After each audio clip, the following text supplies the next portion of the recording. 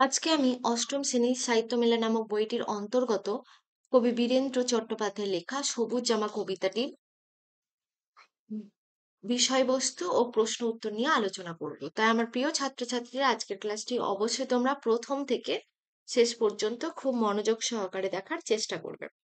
আর এই চ্যানেলে যারা নতুন ছাত্রছাত্রী আছো তারা অবশ্যই চ্যানেলটিকে সাবস্ক্রাইব করো এবং পাশে থাকা বেল আইকনটির অল নোটিফিকেশন সেট করে রাখো। তাতে আমি এই ক্লাসের যে ভিডিওগুলি আপলোড করব তার নোটিফিকেশন তোমরা পেয়ে যাবে। এখন আমি কবিতাটির বিষয়বস্তু নিয়ে আলোচনা করছি। কবিতাটির বিষয়বস্তু আলোচনা করার আগে তোমাদের কবি বীরেন্দ্র চট্টোপাধ্যায় সম্পর্কে একটু জেনে নিতে হবে। চলো আমরা এখন কবি বীরেন্দ্র চট্টোপাধ্যায় সম্পর্কে জেনে নিই। কবি বীরেন্দ্র চট্টোপাধ্যায়ের সময়কাল লেখা 1920 থেকে 1985 সাল পর্যন্ত। তিনি আধুনিক বাংলা সাহিত্যের অন্যতম প্রধান কবি। তার কবিতার মধ্যে সমাজের অসহায় মানুষের বেদনা, নানান জীবন সংগ্রাম ও পরিস্থিতি ফুটে উঠেছে। তিনি সমাজ সচেতন কবি ছিলেন বলেই তার কবিতার মধ্যে সমাজের বাস্তব দিকই ফুটে উঠেছে। তার লেখা উল্লেখযোগ্য গ্রন্থগুলির নাম দেখো: গ্রহচ্যুত, রানুর জন্য, লক্ষিন্দর ভিসা অফিসের সামনে, মহাদেবের দুয়ার, মানুষের মুখ, ভিয়েতনাম, ভারতবর্ষ, আমার যজ্ঞের ঘোড়া, জানুয়ারি ইত্যাদি। তিনি বহু কাব্যগ্রন্থের অনুবাদ করেছেন। এখন আমরা মূল আলোচনা বিষয়ে চলে যাব। দেখো, কবি বীরেন্দ্র চট্টোপাধ্যায় কবিতাটির নামকরণ করেছেন কি সবুজ জামা।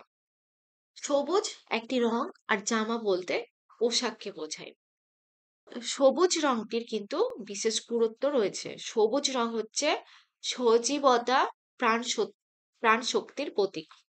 এই কবিতাটিতে কবি একটি শিশুর কথা বলেছেন যার নাম তোতাই। সে গাছেদের মতো সবুজ জামা পরতে চায়।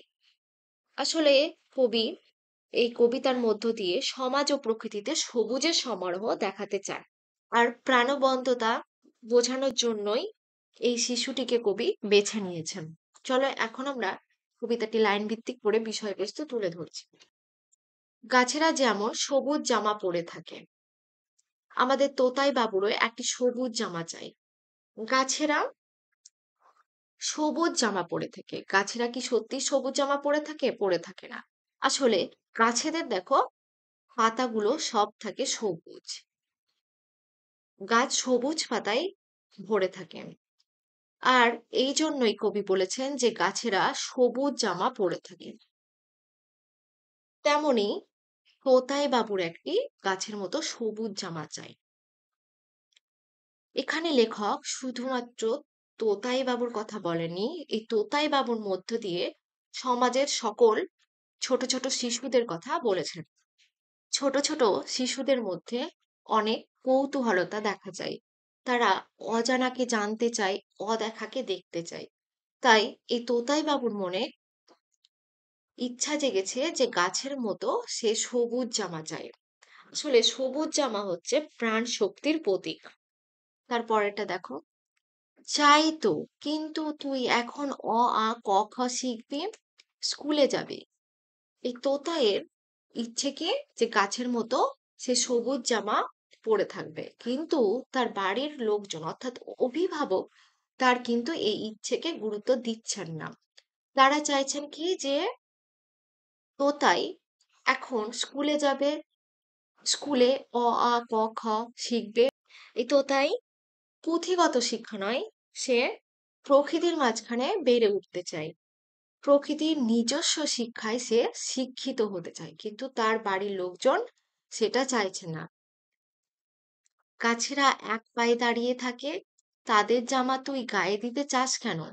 এখানে কি বলছে তার বাড়ির লোকজন? যে গাছেরা এক পায়ে দাঁড়িয়ে থাকে, আর মানুষেরা দেখো দুই পায়ে দাঁড়িয়ে থাকে। কি বলছে? যে গাছেরা এক পায়ে দাঁড়িয়ে থাকে, তাদের জামা তুই গায়ে দিতে চাস কেন? তো তাই ক খ পড়বে না, স্কুলে যাবে না। আর এক পায়ে দাঁড়িয়ে থাকা তো খেলা। দাদু যেন কেমন চশমা ছাড়া চোখে দেখে না।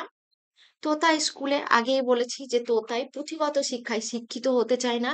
সে প্রকৃতির মাঝখানে বড় হয়ে প্রকৃতির শিক্ষায় শিক্ষিত হতে চায়। তাই সে কি বলছে? যে তাই তোতাই ক খ পড়বে না, স্কুলেও যাবে না। আর আরো সে বলছে যে এক পায়ে দাঁড়িয়ে থাকা তো খেলা, এক পায়ে দাঁড়িয়ে থাকা হচ্ছে শিশুদের একটা প্রিয় খেলা। তাই তোতা এখানে এক পায়ে ছুটে ছুটে খেলার কথা বলেছেন। দাদু যেন কেমন চশমা ছাড়া চোখে দেখে না।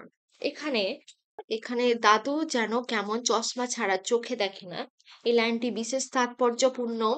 এখানে চশমা বলতে গতানুগতিক কুলি এঁটে দেওয়ার কথা বলা হয়েছে, যাতে সমাজটাকে নিজস্ব নিয়মে নিজের ইচ্ছায় না দেখতে পায়, তার জন্য চোখে চশমা রূপ খুলি এঁটে দেওয়া হয়েছে।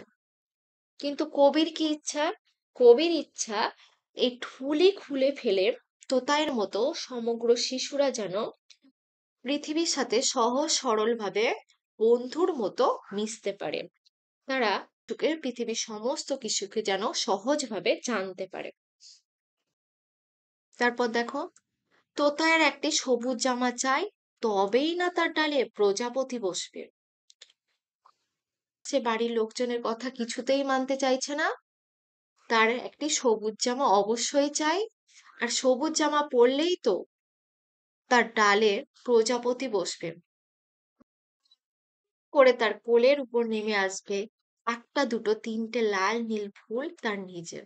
তাহলে তোতায় সবুজ জামা পরলে কি আসবে? দেখো, তার ডালে প্রজাপতি আসবে আর লাল নীল ফুল টুক করে তার কোলের উপর নেমে আসবে, আর সেগুলিই হবে তার নিজের। আশা করি তোমরা কবিতাটির বিষয়বস্তু বুঝতে পেরেছো। তোমরা অবশ্যই কবিতাটি ভালো করে পড়বে। এবার আমি কবিতাটির প্রশ্ন উত্তর আলোচনায় চলে যাচ্ছি। 1.1 বীরেন্দ্র চট্টোপাধ্যায় কত খ্রিস্টাব্দে জন্মগ্রহণ করেন? উত্তর, বীরেন্দ্র চট্টোপাধ্যায় 1920 খ্রিস্টাব্দে জন্মগ্রহণ করেন। 1.2 তার রচিত দুটি কাব্যগ্রন্থের নাম লেখো। বীরেন্দ্র চট্টোপাধ্যায় রচিত দুটি কাব্যগ্রন্থ হলো গ্রহচ্যুত ও রানুর জন্য। 2, নিচের প্রশ্নগুলির একটি বাক্যে উত্তর দাও। 2.1 তোতাই বাবু সবুজ জামা চায় কেন? উত্তরটা দেখো, তোতাই বাবু গাছের মতো সবুজ ও প্রাণবন্ত হতে চায়, তাই তার সবুজ জামা চায়। 2.2 সবুজ গাছেরা কোন পতঙ্গ পছন্দ করে? সবুজ গাছেরা প্রজাপতি বা প্রজাপতির মতো রঙিন পতঙ্গ পছন্দ করে। 2.3 সবুজ জামা আসলে কি? সবুজ জামা হলো প্রাণ শক্তির প্রতীক। 2.4 এক পায়ে দাঁড়িয়ে থাকা তো খেলা, এখানে কোন খেলার কথা বলা হয়েছে? উত্তরটা দেখো, এখানে গাছেদের এক পায়ে দাঁড়িয়ে থাকার সঙ্গে শিশুদের এক পায়ে ছুটে ছুটে খেলার কথা বলা হয়েছে। 2.5 তোতায় সবুজ জামা পরলে কি কি ঘটনা ঘটবে? তোতায় সবুজ জামা পরলে তার কাছে প্রজাপতি এসে বসবে, তার কোলে ঝরে পড়বে একটা দুটো তিনটে লাল নীল ফুল। নিচের প্রশ্নগুলির উত্তর নিজের ভাষায় লেখো। 3.1 দাদু যেন কেমন চশমা ছাড়া চোখে রাখে, এই পংক্তির মধ্যে যেন শব্দটি ব্যবহৃত হয়েছে কেন? এরকম আর কি কি শব্দ দিয়ে একই কাজ করা যায়? উত্তরটা দেখো, যেন শব্দটি ব্যবহারের কারণ সাধারণত তুলনামূলক অব্যয় হিসাবেই যেন শব্দটি ব্যবহার করা হয়েছে। এখানে এই শব্দটি ব্যবহার করে কবি বোঝাতে চেয়েছেন যে দাদু সেই সব মানুষদের দলে পড়ে যারা চশমা ছাড়া কিছুই দেখতে পায় না। কবির মতে এই ধরনের মানুষ সহজ এবং স্বাভাবিকভাবে কোনো কিছুকে গ্রহণ করতে চান না। আর এইরকম শব্দের তালিকা এইরকম অন্যান্য তুলনামূলক শব্দগুলি ন্যায় মতো ইত্যাদি। তারপর দেখো, 3.2 সবুজ জামা কবিতায় তোতায় সবুজ জামা চাওয়ার মাধ্যমে কবি কি বলতে চাইছেন তার নিজের ভাষায় লেখো।